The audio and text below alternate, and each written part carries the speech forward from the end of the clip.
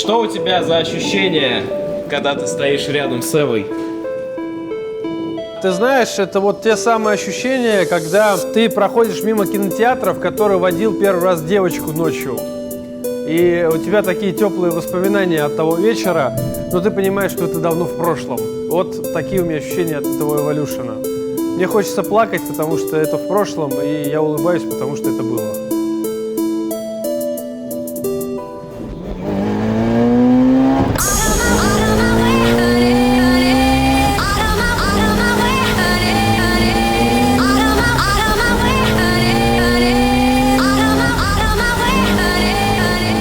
У меня был автомобиль, который дарил мне столько удовольствия, улыбок и кайфа. Каждый день газпол, каждый день до отсечки, каждый день сумасшедшие разгоны до 60 км в час.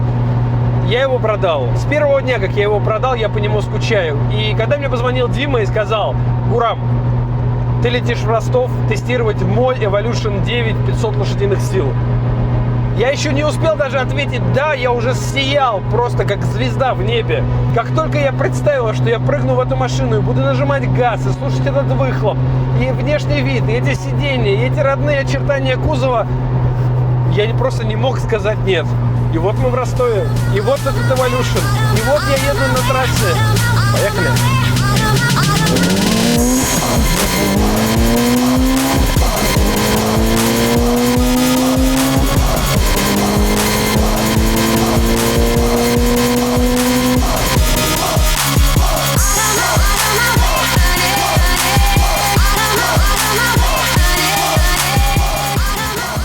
Демыч, вот ты знаешь, Эва – это, в принципе, такой же культовый автомобиль, такая же культовая серия автомобилей, как и Nissan GT-R. Вот почему? Потому что эвики прекрасно себя показывают в ралли. Это легенда ралли. Evolution – это легенда ралли. Они прекрасно показывают себя в кольце. Один из самых быстрых кольцевых автомобилей в Российской Федерации – это Evolution. Доработанный, усиленный, облегченный, но это Evolution. Они показывают себя даже в дрифте с урезанным передним приводом, где, казалось бы, они должны ехать никак. Но, тем не менее, даже в дрифте они показывают себя великолепно. Они показывают себя хорошо в дрэге, в ралли, в дрифте, в кольце. Во всех автомобильных, известных, распространенных дисциплинах эта машина может показать хороший результат. Потому что здесь очень правильная платформа. Здесь очень правильный двухлитровый 4-цилиндровый двигатель с чугунным блоком, который держит много мощности при соответствующей доработке. Кстати, о доработках.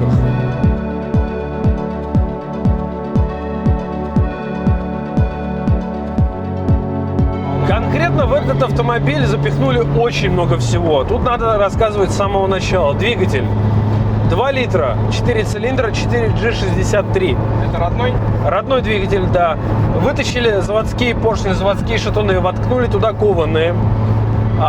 Доработали голову, поставили валы хорошие. Кроме этого, поставили очень редкий, очень крутой впускной коллектор от HKS. Сток турбо от EVO9 TD04, которая очень хорошо себя показывает. Это, наверное, одна из лучших заводских турбин, которые ставятся на автомобиле вот такого класса, там, скажем, до 5 миллионов рублей. Пятиступенчатая коробка передач с кулисой SAE, которая выглядит просто как произведение искусства. Переключается просто как затвор Стечкина. Здесь стоят тормозные механизмы от Alcon. Это довольно серьезная фирма, которая делает серьезные боевые тормозные системы. И 500 лошадиных сил этому эвику вообще не помеха, чтобы хорошенько оттормаживаться и давать чувство безопасности владельцу. По итогу на стенде она показала 500 лошадиных сил и 700 ньютон-метров крутящего момента. При давлении наддува 2,2 бара с откатом в 2 примерно. На стоковой турбине, пожалуй, это предел. Конечно же, дальше есть куда расти. Можно поставить 35-ку, можно поставить 42-й Гаррет и так далее. Но, конечно же, в таком случае этот автомобиль совсем перестанет быть комфортным на каждый день. Сейчас, благодаря Мивеку, благодаря стоковой турбине, благодаря правильной настройке, эта машина едет относительно рано и едет до самого конца. Я думаю, что это почти предел для городского Evolution. Все, что дальше, будет дискомфортно.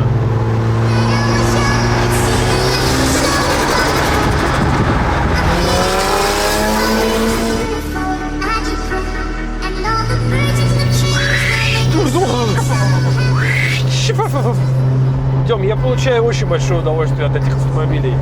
Ты знаешь, садясь в новые машины, в новые М-ки, новые АМГ, новые РС, 911, ГТР, которые лишены вот этого удовольствия быть вовлеченным в процесс передвижения, переключать передачи, выжимать сцепление. И как только ты к этому возвращаешься, ты вновь получаешь единение с автомобилем, которого нет на этих роботизированных коробках передач. Я чувствую, что я вернулся к чему-то родному. Как когда ты возвращаешься на родину и узнаешь знакомые улочки, может быть, чуть-чуть переделанные, может быть, уже не такие, как были в детстве, но они родные. Также и сейчас я чувствую этот руль, этот салон, эти очертания кузова, задний спойлер. Ну, конечно же, у меня был не такой быстрый Эво, но все равно я чувствую, что я к нему немножко приблизился.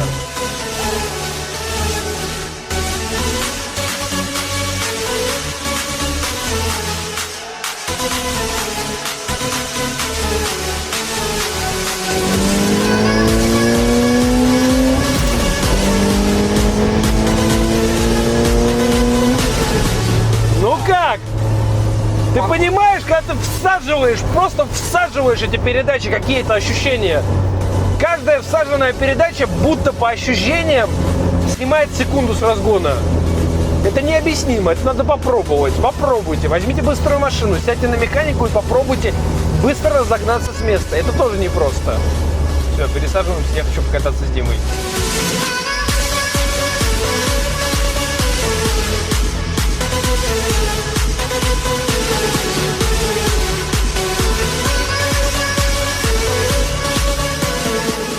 Значит, я только что прокатился. У меня возникла, разумеется, ностальгия о своем Evolution. В общем, был куплен Evolution 9 в хорошем состоянии. Так. С него выкинули всю подвеску, поставили всю новую подвеску. По рычагам все заводское, оригинальная Mitsubishi. Подвеска Yolens DFV. Считается, хорошая, классная подвеска, которая работает для города с головой. Поставили чугунный задний редуктор, который тоже сняли заводской АЯК, РС-редуктор. Да, стоит. АЯК у нас остался в трансфере, он работает, также с помощью Мотека управляется, потому что стоит на этой машине Мотек управления двигателем и стоит трансмиссионный блок, тоже Мотек, который все это регулирует дело. Да, здесь еще, кстати, стоит антилак. Это такая классная штука, которая держит турбину в наддуве. То есть с любых оборотов мы трогаемся, закрыт дроссель у нас, и максимальная мощность выдается на колеса. То есть проблема на турбовых двигателях с малым объемом, как правило, вы нажимаете на газ. Есть турбояма. Есть турбояма, да, безусловно. Как работает антилак? Идет запоздненное зажигание, топливо дожигается в турбине, поддерживая в турбине оптимальное давление. И как только вы нажимаете на газ или убираете палец с кнопки, там по-разному реализован антилак у всех, вы сразу едете на максимальном режиме, вам не приходится ждать. То есть это получается сразу удар кувалдой сзади, а не так, что вас толкают постепенно. Да, машина едет гораздо быстрее, гораздо интереснее, но с антилагом надо быть аккуратно в поворотах, потому что можно надавить и... Безусловно, да, потому что у вас идет очень резкая подача огромного количества крутящего момента, и даже полный привод вас может не спасти. На самом деле, все эти рассказы, это очень хорошо, но за рулем я уже понажимал на газ. Теперь я хочу тебя попросить, чтобы ты меня прокатил в пассажирском сидении. Ощущение всегда сильнее, потому что за руль не держишься. Поедем со второй передачи.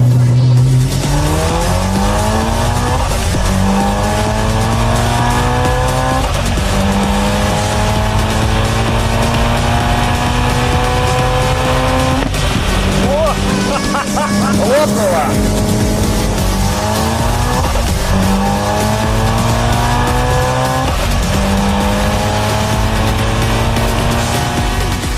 И вот это абсолютно такой надежный, скажем так, конфиг, который будет ездить долго и не будет делать голову. Конфиг надежный, конфиг сильный. Мотор держит. Мотор вообще, на самом деле, который здесь собран, я думаю, что будет выдерживать порядка, наверное, до 800 сил. Я скажу так, это от Evolution у меня, наверное, 5-й. У меня были 9-ки, была 10-ка, но 10-ка немножечко не пошла, она такая более коровая машина. Да. А 9-ки они крутые. Это реально машина-легенда, которую хочется, чтобы она была в идеальном состоянии. и их мало очень. Вот ты мне сейчас, ты не понимаешь, вот ты мне сейчас столько соли на рану высыпал.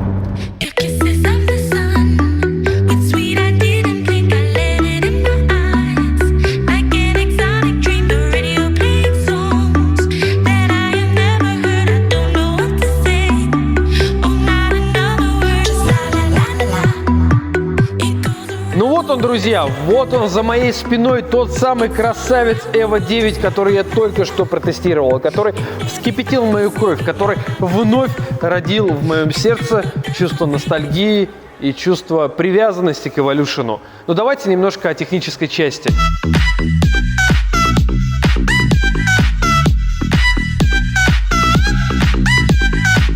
Дем, ты меня просил открыть капот на STI, но он, к сожалению, был стоковый, не капот, а STI сам по себе. А вот здесь как раз под капотом целая история.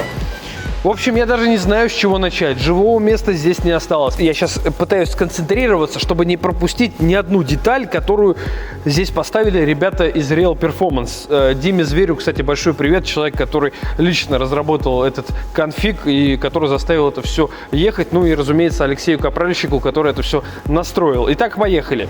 Двигатель. 4 цилиндра, 2 литра, 4G63 чугунный. Кованые поршни, кованые шатуны, доработанное зажигание, доработанное топливное, установлены форсунки литровые, что немало. Равнодлинный коллектор, турбина Evo 9 TD04. Установлен впускной тракт, похожий на Evo 10, и, к сожалению, из-за этого пришлось отказаться от кондиционера, да и черт с ним. Впускной коллектор от HKS. Это очень редкие впускные коллекторы, которые давно перестали выпускать, и чудо из чудес, что умудрились найти и установить на этот прекрасный Evolution. Ну и частичка итальянских специй под капотом этого японца – это дроссельная заслонка от Ferrari. Интересно, что сейчас чувствуют мастера из Маранелло? Ну, учитесь просто делать нормальные машины на полном приводе. Машина на сотом бензине показала 450 колесных сил и около 700 ньютон-метров крутящего момента. На сотом бензине. Это очень достойный результат. Многие, наверное, из вас сейчас занесли руку, чтобы напечатать комментарий, что сток турбины Evo 9 никогда не выдаст 450 колесных сил. Также думал один из товарищей в Москве, который решил поспорить на $5000 с владельцем этого Evolution. В итоге они поехали в независимый сервис, разобрали турбину, посмотрели на картридж, выяснилось, что турбина стоковая, и такая мощность выдается не только благодаря этой турбине, но и благодаря хорошей доработке ГБЦ, хорошему впуску и всему-всему остальному. И $5000 оказались в кармане владельца этого Evolution, что, разумеется, подняло его самолюбие и настроение до невиданных высот. Резонный вопрос: сколько стоит построить подобный автомобиль? Прежде давайте узнаем, сколько стоит живой Evolution на Авто.ру, ну а про тюнинг я расскажу вам чуть позже. Открываем приложение Авто.ру. Марка Mitsubishi Lancer Evolution. На Авто.ру продается 15 Evolution'ов, минимальная стоимость 700 тысяч рублей. Ну а что же касается самого тюнинга, то здесь лучше вам присесть. Присядьте на стул, возьмите за что-нибудь покрепче и поймите, что качественно построенный Evolution стоит дорого. 2 миллиона рублей примерная стоимость тюнинга в этом автомобиле. То есть, если вы найдете живой Evolution примерно за 1 миллион рублей и вложите в него еще 2, то за 3 миллиона вы получите вот такого красавца. Копите деньги. Я забыл вам рассказать один из самых интересных моментов, который был сделан в этом автомобиле. Это дэш от Motec. Вместо стандартной панели приборов, там, где спидометр, тахометр, положение стрелки, топливо и все остальное, здесь установлен дэш от Motec. Спортивный инструмент, который позволяет вывести любые параметры этого двигателя. Давление масла, температура двигателя, температура выхлопных газов, обороты, скорость, да все что угодно. Даже поворотники, когда вы включаете, они отображаются на этом дэше. Все проинсталлировано очень красиво, очень хорошо и со вкусом. Автомобиль перешит, в автомобиле стоит хорошая, качественная музыка. Здесь в Ростове она обслуживается компанией Max Motors, кстати, где обслуживаются также все раллийные эвики и вообще все эвики, потому что они знают толк в этих автомобилях. Ну и что я хочу сказать напоследок. Evo и ST – это автомобили из другой категории. Это автомобили, которые рождают в вашем сердце иные чувства, нежели японцы, итальянцы или американцы. Это автомобили, которые навсегда останутся в моем сердце, в ваших сердцах. И я надеюсь, что что-то подобное они будут выпускать и дальше. Хотя надежды мало. Спасибо Ростову за теплый прием. Спасибо компании Max Motors. С вами был Гурам. Вы смотрели DT Live. Ставьте лайки, подписывайтесь на наш канал и пишите комментарии. До новых встреч! Kisses